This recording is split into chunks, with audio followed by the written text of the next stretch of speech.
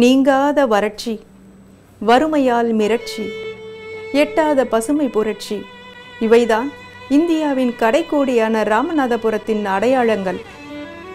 யானை கட்டி போரடித்த களம் இன்று வறண்டு விரிசலாய் காட்சியளிக்கிறது. வேலை தேடி வெளிநாடுகளுக்கு செல்வோர் பட்டியலில் ராமநாதபுரம் முன்னிலையில் இருக்கிறது. வாய்ப்புகளை தேடி கடல் கடந்து செல்லும் இன்றைய இளைஞர்களுக்கு சரியான பாடம் கற்பித்துள்ளார் பிறவியிலேயே பார்வையை இழந்த முருகாண்டி.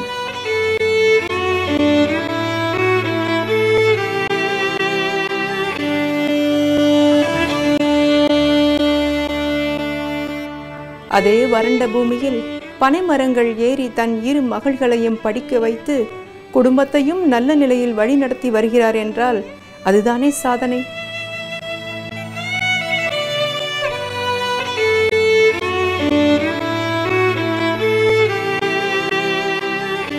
நான் நர்சிங் ஆனது என்னோட ஆசை.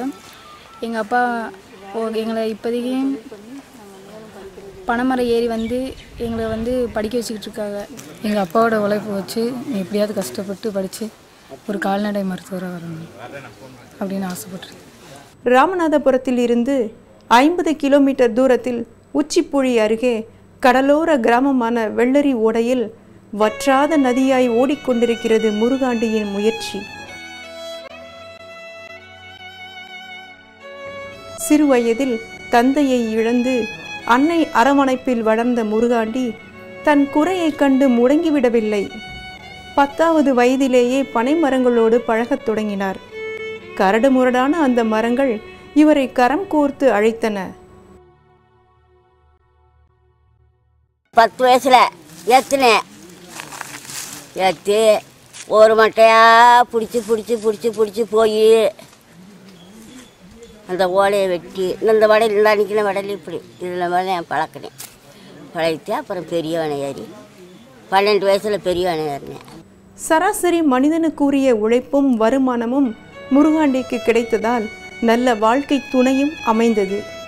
இன்றோ தன் 2 குழந்தைகளையும் படிக்க வைக்க இயந்திரமாய் சுற்றி கொண்டிருக்கும் இந்த விளக்கில்லா வாகனம் தான் காணாத வெளிச்சத்தை தன் குடும்பத்திற்கு தர ஓயாது உழைத்து கொண்டிருக்கிறது. காப்பாற்றிடுவாங்கிற ஒரு தைரியத்தில் நான் வாக்கப்பட்டேன்.